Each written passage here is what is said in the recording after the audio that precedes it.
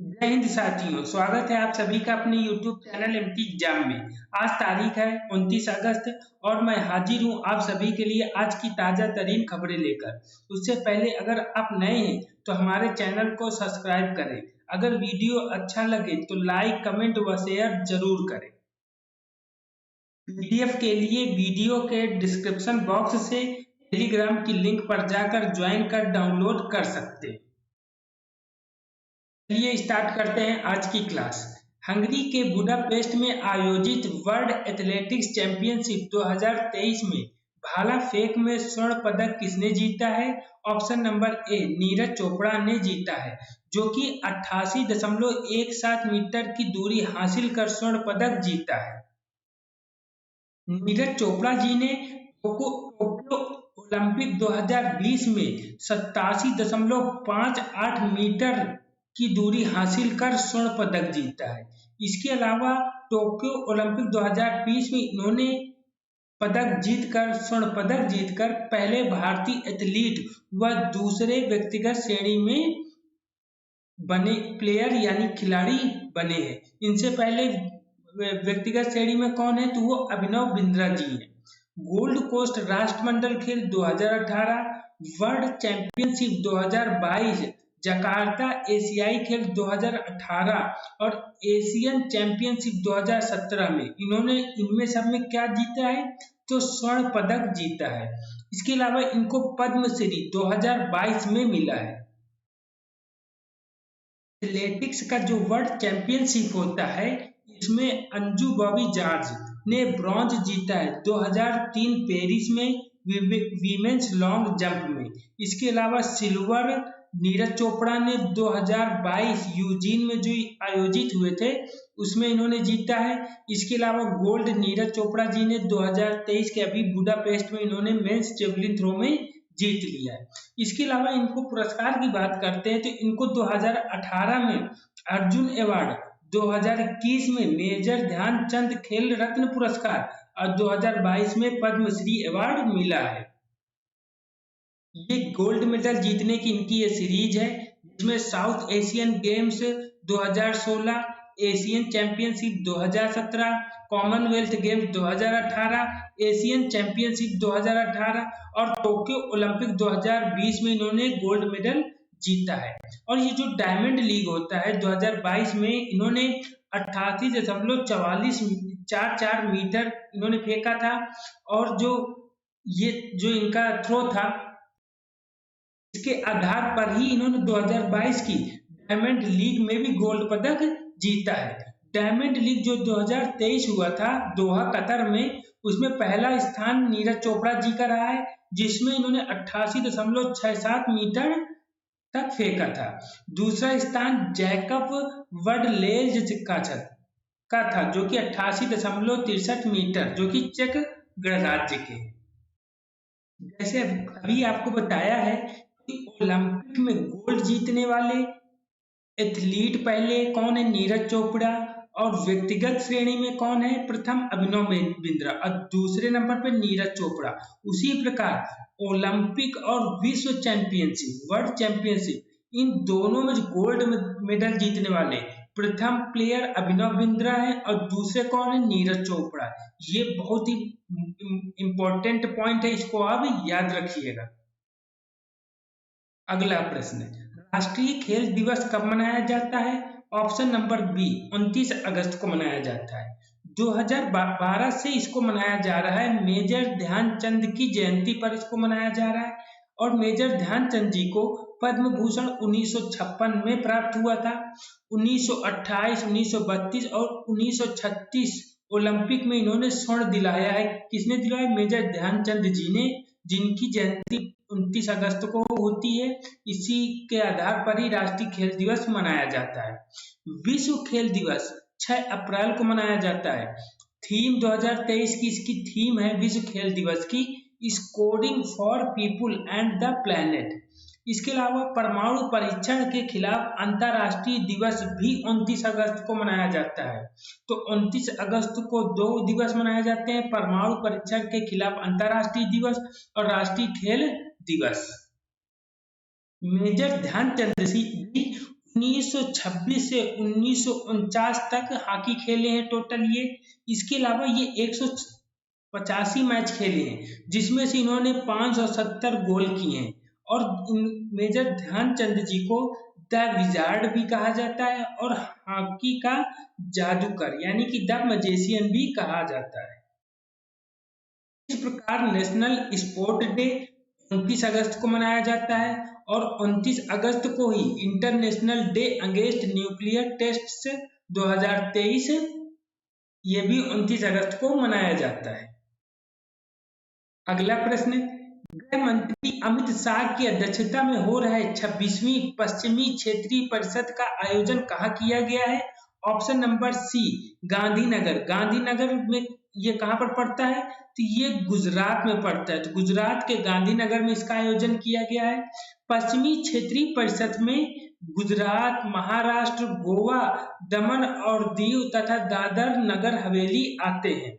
इसके अलावा बात करते हैं, अभी हाल ही में world multipurpose hospitality and convention centre कहाँ पर खोला गया है? तो ये सूरत, गुजरात के सूरत में खोला गया है। 26वीं पश्चिमी क्षेत्रीय परिषद का आयोजन महिलाओं व बच्चों के खिलाफ यौन अपराध, बलात्कार, पॉक्सो, पर्यावरण आदि में चर्चा होने के लिए इसका आयोजन किया गया है। तो इस प्रकार से केंद्रीय गृह मंत्री अमित शाह गुजरात के गांधीनगर में पश्चिमी क्षेत्रीय परिषद की बैठक की क्या कर रहे हैं? अध्यक्षता कर रहे हैं। अगला प्रश्न, हाल ही में डच ग्रांड प्रिक्स 2023 किसने जीता है? तो option number D, max Verstappen ने जीता है। ये रेड बुल के खिलाड़ी है, काफी इंपॉर्टेंट है। किसके खिलाड़ी हैं ये? रेड बुल के। डच ग्रांड प्रिक्स जीतने की हैट्रिक बना ली है, लगातार ये डच ग्रांड प्रिक्स जीतने की हैट्रिक बना ली है। सेबेस्टियन वेट्टल की 9 जीत की इन्होंने बराबरी भी कर ली है। इस प्रकार वर्स्टेपन ने डच जीपी जीत की हैट्रिक को बना लिया है और वेट्टल के जीत के रिकॉर्ड की बराबरी भी कर ली है।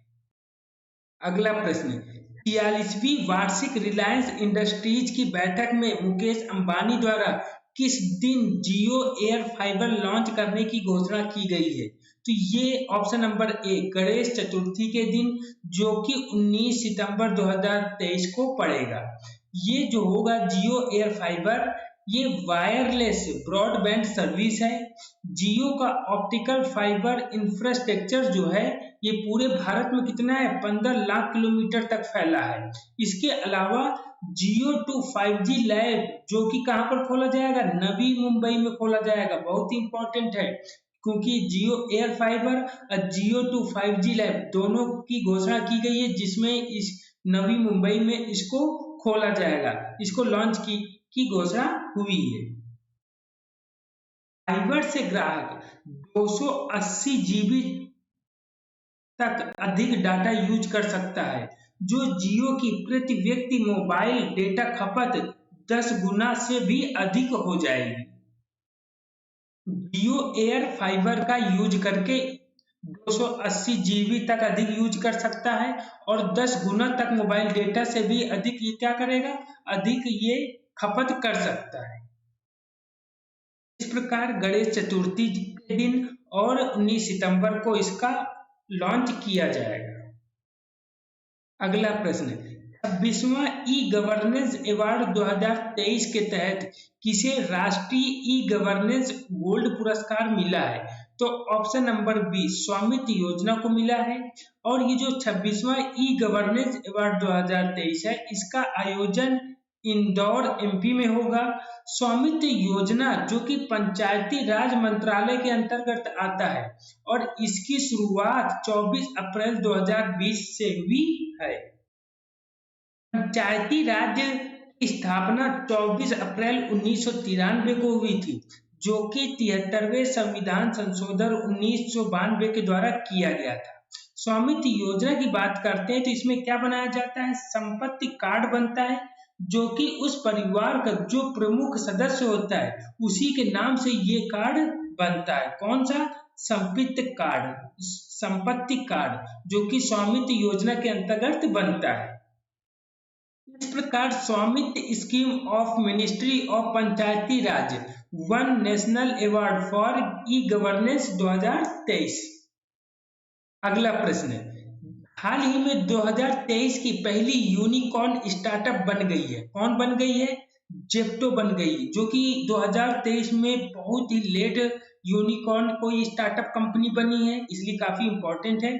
जब कंपनी की वैल्यूएशन $1 अरब से ज्यादा हो जाती है तो वो यूनिकॉर्न बन जाती है। अब भारत में यूनिकॉर्न कंपनी टोटल लगभग कितनी हो जाएंगी? तो ये 109 हो जाएंगी। देश में यूनिकॉर्न कंपनियों को और अधिक बढ़ाने के लिए मोदी जी द्वारा स्टार्टअप इंडिया 2016 की स्थापना की गई। अब बात करते हैं यूनिकॉर्न होता क्या है। तो यूनिकॉर्न जो 1 बिलियन से ज्यादा जिनकी इनकम होने लगती है, जैसे 8 या भारतीय रुपए में बात करें तो 8,000 करोड़ रुपए, तो वो क्या बन जाती है? यूनिकॉर्न कंपनियां बन जाती हैं। और डेकाकॉर्न होती है जो 10 बिलियन से ज्यादा, हेक्टाकॉर्न होती है 100 बिलियन से ज्यादा, और मिनी कॉर्न होती है 1 बिलियन से ज्यादा, और सोनिकॉर्न कौन होती है? तो जो बहुत जल्दी यूनिकॉर्न लिस्ट में आ जाती है। फिर से बता रहे हैं, सोनिकॉर्न कौन होती है? जो बहुत जल्दी यूनिकॉर्न लिस्ट में आ जाती है, उनको सोनिकॉर्न कंपनियां कहा जाता है। इस प्रकार Zepto is first Indian unicorn of 2023 की, जो कि 1.4 बिलियन वैल्यूएशन से ज्यादा पा चुकी है। अगर बात किया जाए कि सबसे ज्यादा यूनिकॉर्न कंपनियां कहां पर हैं, तो यूएसए पहले नंबर पे आता है, चीन दूसरे नंबर पे, भारत तीसरे नंबर पे आता है। भारत तीसरे स्थान पर पहुंचने के लिए इंग्लैंड को पीछे करके भारत तीसरे स्थान पर पहुंचा है। भारत की बात किया जाए तो 2021 में टोटल 44 यूनिकॉर्न कंपनियां बनी है, और 2022 में 100, यानी कि पूरे विश्व में सबसे ज्यादा 2022 में यूनिकॉर्न कंपनी बनाने का रिकॉर्ड बना लिया है। इस तरह से विश्व का तेजी से बढ़ने वाला स्टार्टअप इकोसिस्टम के रूप में भारत उभरा। अगला प्रश्न, 5वां ऑसिन डेक्स 2023 अभ्यास का आयोजन किस देश में किया गया है? तो ये ऑप्शन नंबर ए, ऑस्ट्रेलिया में इसका आयोजन किया गया है। ऑस्ट्रेलिया के कहां पर इसका आयोजन किया गया है? तो ये द्विवार्षिक अभ्यास का आयोजन होता है ऑसिन डेक्स, यानी 2 वर्षों में किया जाता है, और इसका आयोजन 2023 का कहां पर हुआ है? तो ये सिडनी में हुआ है। ऑसिन डेक्स मतलब ऑस्ट्रेलिया इन डी से क्या बन गया? ऑस्ट्रेलिया और इंडिया के बीच एक्सरसाइज होती है। भारत ऑस्ट्रेलिया का ये संयुक्त नौसेना अभ्यास है। इसके अलावा इसकी शुरुआत 2015 से हुई है, और 2023 में जो भारत की तरफ से जहाज शामिल हुए हैं ये है INS कोलकाता, INS सह्याद्री और वगीर पनडुब्बी शामिल हुए हैं। इस प्रकार 5th edition of AUSINDEX 23 at Sydney, कहां पर हुआ है? सिडनी में। अगर कुछ एक्सरसाइज की बात करते हैं, आस्ट्रा हिंद और समुद्री भागीदार एक्सरसाइज, ये दोनों इंडिया और ऑस्ट्रेलिया के बीच में होते हैं। इसके अलावा मालाबार और पिच ब्लैक दोनों बहुराष्ट्रीय अभ्यास हैं, जिसमें इंडिया और ऑस्ट्रेलिया भी भाग लेते हैं। और मालाबार जो 2023 हुआ है, इसका आयोजन कहां पर किया गया है? तो इसका आयोजन भी ऑस्ट्रेलिया में किया गया है। 9वां प्रश्न, इंडिया स्मार्ट सिटीज अवार्ड प्रतियोगिता 2022 के तहत राष्ट्रीय स्मार्ट सिटी पुरस्कार श्रेणी में पहला पुरस्कार किसे मिला है? तो किसे मिला है? ये ऑप्शन नंबर बी, इंदौर को मिला है। किसको मिला है? तो ये इंदौर को मिला है। इसका आयोजन इंदौर मध्य प्रदेश में सितंबर 2023 में किया जाएगा। किसका आयोजन? इंडिया स्मार्ट सिटीज अवार्ड प्रतियोगिता 2022। दूसरे जो ये अभी राष्ट्रीय स्मार्ट सिटी पुरस्कार श्रेणी मिली है, इसमें पहला पुरस्कार तो इंदौर को मिला है, दूसरा स्थान सूरत को मिला है। दूसरा स्थान किसको मिला है? सूरत को। तीसरा स्थान आगरा को मिला है। और स्मार्ट यूनियन टेरिटरी यानी कि केंद्र शासित प्रदेश पुरस्कार चंडीगढ़ को मिला है, पहला स्थान। इसके अलावा स्मार्ट राज्य पुरस्कार पहला स्थान मध्य प्रदेश को, दूसरा तमिलनाडु को। देखो ये इसके सामने लिखने के लिए हमने शॉर्ट में लिख दिया है, तो टीएन से मतलब समझ जाएगा तमिलनाडु। RA जैसे राजस्थान और यूपी उत्तर प्रदेश को चौथा स्थान मिला है, दूसरा स्थान तमिलनाडु, तीसरा स्थान राजस्थान। इनोवेटिव आइडिया अवार्ड में पहला स्थान हुबली शहर को मिला है, दूसरा स्थान धारवाड़, तीसरा स्थान सूरत और चौथा स्थान रायपुर को मिला है। कोविड इनोवेशन अवार्ड में पहला सूरत को, दूसरा इंदौर को और तीसरा किसको मिला है? आगरा को। तो इस तरह से ये इंपॉर्टेंट पुरस्कार मिले हैं। आप इनमें जो रेड में है इनको तो आप सबसे पहले याद करिएगा। इस प्रकार से Indore named best city and Madhya Pradesh best state in India smart cities award 2022। अगला प्रश्न, हाल ही में किस राज्य की सरकार ने 18 अटल आवासीय विद्यालयों के रूप में केंद्रीय नवोदय विद्यालयों को बदलने की मंजूरी दी है? मतलब जो केंद्रीय नवोदय विद्यालय हैं इनको 18 अटल आवासीय विद्यालयों के रूप में परिवर्तित कर दिया जाएगा। ये कहां पर है? तो ऑप्शन नंबर सी, उत्तर प्रदेश में, जिसमें निवेश है टोटल कितना? 1250 करोड़ रुपीज का किया जाएगा और इसकी जो क्षमता होगी इसमें 1000 छात्रों की होगी, जिसमें 6 से 12 तक के कक्षा के छात्र रहेंगे और इसमें 500 छात्र, 500 लड़के और 500 लड़कियों को शामिल किया जाएगा, जिसमें 6 से 14 वर्ष के बच्चे जो अनाथ, आर्थिक कमजोर, श्रमिक आदि इस तरह से जो भी आएंगे उनको इसमें शामिल किया जाएगा। इसके अलावा भी हाल ही में यूपी में योगी आदित्यनाथ जी द्वारा प्रत्येक जिले में क्राइम थानों की स्थापना को मंजूरी दे दी है, यानी कि पूरे जिलों में क्राइम थानों की स्थापना की जाएगी, जिसमें साइबर सेल को भी सम्मिलित किया जाएगा। तो ये भी बहुत इंपॉर्टेंट है कि साइबर जो क्राइम थाने या साइबर क्राइम थाने कहाँ पर? उत्तर प्रदेश में। इसके अलावा भी हाल ही में मंदिर संग्रहालय कहाँ बनाने को घोषणा की गई है? तो ये अयोध्या में। ये भी इंपॉर्टेंट क्वेश्चन है। UP cabinet approves 18 Atal residential school to cost 1250 crore rupees और यूपी हर जिले में होगी साइबर क्राइम थानों की स्थापना। अगला प्रश्न, हाल ही में रक्षा मंत्रालय द्वारा 1900 करोड़ रुपीज की डील पर हस्ताक्षर हुई है, जिसमें 5 बेड़ा सहायक पोत FSS यानी कि फ्लीट सर्विस शिप यानी फ्लीट सर्विस शिप पाने के लिए किसके साथ किया गया है? तो ये हिंदुस्तान शिपयार्ड लिमिटेड के साथ किया गया है, जिसमें प्रत्येक जो 5 बेड़ा सहायक पोत है इनका वजन कितना होगा? 44,000 टन होगा टोटल।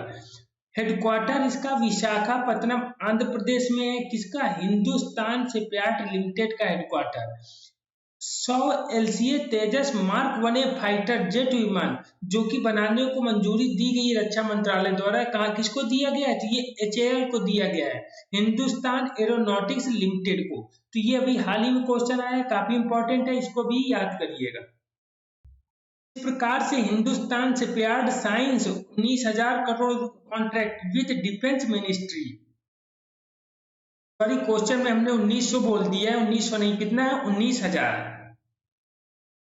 अगला प्रश्न, हाल ही में किस देश के द्वारा मुस्लिम धार्मिक पुस्तक कुरान के लिए सख्त कानून लाने की बिल का प्रस्ताव फॉलकेटिंग में रखा गया है? तो ये किसके द्वारा रखा गया? ऑप्शन नंबर बी, डेनमार्क के द्वारा। ये जो डेनमार्क है, डेनमार्क की संसद का नाम है फॉलकेटिंग, इसलिए याद रखिएगा। हम यहाँ पर संसद में रखा गया बोल सकते थे, लेकिन फॉलकेटिंग बोला ताकि आपको आसानी से याद हो सके। समझ में आया आपको? तो ये डेनमार्क है। डेनमार्क की राजधानी कोपेनहेगन, मुद्रा क्रोन है और संसद है फॉलकेटिंग। ये बिल लाने का मेन कारण डेनमार्क व स्वीडन में कुरान का अपमान पवित्र ग्रंथ को जलाकर किया गया, जिससे मुस्लिम देशों ने कड़ा विरोध किया, इसलिए डेनमार्क द्वारा लाया गया ये बिल है। अगला प्रश्न, हाल ही में किस राज्य में सरकार द्वारा 1 लीटर से कम बोतलों की सिंगल यूज प्लास्टिक बनाने, खरीदने, बेचने और स्टॉक करने पर रोक लगा दी गई है? तो ये कहां पर रोक लगाई गई है? तो ऑप्शन नंबर सी, ये असम में रोक लगाई गई है, जो कि कब से प्रभावी होगा? ये सख्त कानून 2 अक्टूबर 2023 से प्रभावी होगा।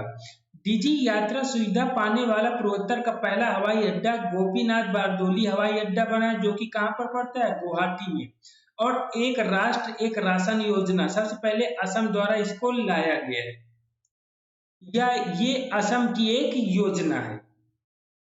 इस प्रकार Assam government issue notification banning plastic water बोतल बिलो 1 लीटर। अगला प्रश्न है, 6वां स्मार्ट इंडिया हैकाथॉन 2023 का आयोजन किसके द्वारा किया गया है? तो ऑप्शन नंबर डी, शिक्षा मंत्रालय द्वारा किया गया है। 22 अफ्रीका देश इसमें शामिल होंगे, 239 विषय इसमें शामिल किए गए हैं जिनमें चर्चाएं होंगी। यूनेस्को भारत अफ्रीका हैकाथॉन जो कि 2023 की मेजबानी भी किसने की है? तो ये भारत ने की है। इस प्रकार ministry of education announce launch of smart India hackathon 2023। अगला प्रश्न, हाल ही में रिलायंस रिटेल द्वारा योस्टा फैशन स्टोर कहां पर खोला गया है? तो ये कहां पर खोला गया है? ऑप्शन नंबर बी, हैदराबाद में। हैदराबाद के सारथ सिटी मॉल में खोला गया है, जिसमें रिलायंस द्वारा 999 रुपीज से कम की वस्तुएं रखी जाएंगी और अधिकांश जो वस्तुएं होंगी ये 499 रुपीज से भी कम की होंगी। इस प्रकार रिलायंस रिटेल लॉन्च से योस्टा फैशन स्टोर्स फर्स्ट आउटलेट इन हैदराबाद। अगला प्रश्न, हाल ही में अभिनेत्री सीमा देवी का निधन हो गया है, उनका संबंध फिल्मों के किस क्षेत्र से है? तो ऑप्शन नंबर सी, मराठी क्षेत्र से है। इनकी अंतिम फिल्म है जीवन संध्या। ये सीमा यादव जी हैं।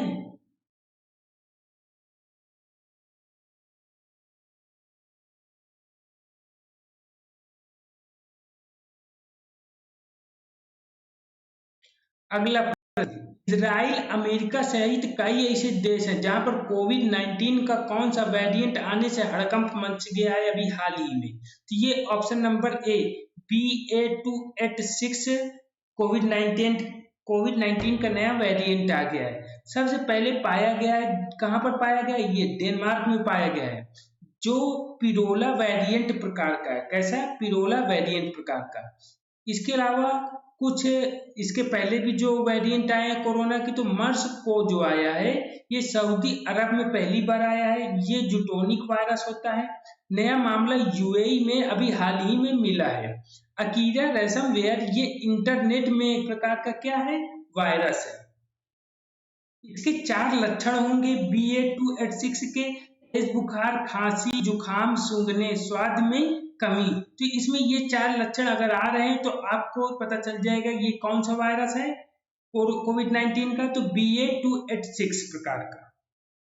तो इस प्रकार से इजराइल अमेरिका सहित कई देशों में कोविड-19 का नया वेरिएंट BA.2.86 आया है, जिसे केंद्र भी क्या हो गया? अलर्ट में हो गया है, यानी कि भारत सरकार। ऐसे इंपॉर्टेंट मैं फैक्ट लेकर अब आ रहा हूं जिसमें आपको पढ़ने वाले स्टूडेंट के लिए ये जानना भी जरूरी है, मगर आपको इन चीजों को रटना नहीं है, सिर्फ आपको एक बार पढ़ना है, ये चीजों को समझना है।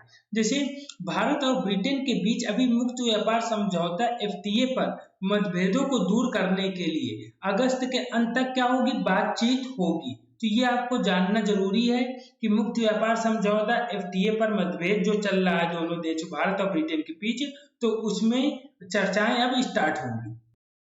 और अभी हाल ही में चंडीगढ़ के द्वारा, किसके द्वारा? चंडीगढ़ के द्वारा मेरी माटी मेरा देश अभियान शुरू किया गया है।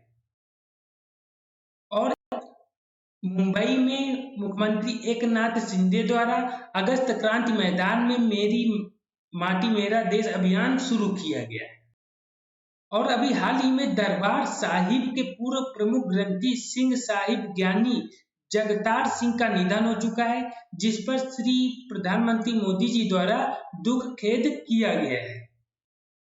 और अभी हाल ही में आकाशवाणी द्वारा इंडिया प्रोग्राम एक नाम से एक कार्यक्रम का आयोजन किया गया है, जो कि विदेश मंत्रालय के तत्वाधान में हुआ है। जनधन योजना से इंपॉर्टेंट फैक्ट जो वित्त मंत्री निर्मला सीतारमन जी द्वारा दिए गए हैं। ये काफी इंपॉर्टेंट है फैक्ट, इनको आप जरूर याद करिएगा। 100% है, आपको हम बता रहे हैं 100% इसमें से एक क्वेश्चन आना है। 28 अगस्त 2014 में जनधन योजना आई थी। इसके अलावा जो जनधन योजना है इसमें 50 करोड़ से अधिक नए बैंक खाते खोले गए हैं। 56% महिलाएं हैं, 67% ग्रामीण और अर्ध शहरी क्षेत्रों में खोले गए हैं। इसमें कुल जमा धनराशि 2,03,000 करोड़ रुपए से भी अधिक है। 33 करोड़ से अधिक रुपए कार्ड भी इसमें जारी किए गए हैं और इसमें 6 करोड़ 26 लाख खाता धारकों को विभिन्न योजनाओं के अंतर्गत सरकार से प्रत्यक्ष लाभ अंतरित किए गए हैं। ये क्वेश्चन इससे रिलेटेड हम पहले करंट पढ़ा चुके हैं। ये अभी हमको नया आपको मिला, जो अभी सीतारमन जी ने अपने भाषण में स्पीच में इसको बोला है, जो कि काफी इंपॉर्टेंट है। इसलिए आप इसको एक बार फिर से अच्छे से याद करिएगा। आज का वीडियो काफी लंबा हो गया है, मगर प्रयास है कि आपको करंट से रिलेटेड कुछ भी ना छोड़ा जाए। हमारा ये 100% और आप हमारा वीडियो देखिए। हमारा पूरा प्रयास है कि करंट का एक क्वेश्चन भी न छूटे और 100% है कि अगर कहीं से भी फंसेगा तो हमारे करंट से 100% फंसेगा। पीडीएफ पाने के लिए वीडियो के डिस्क्रिप्शन बॉक्स से टेलीग्राम का लिंक में ज्वाइन कर आप हमारा पीडीएफ प्राप्त कर सकते हैं। आज के लिए बस इतना ही। वीडियो को लाइक, शेयर व कमेंट जरूर करें। जय हिंद, जय भारत।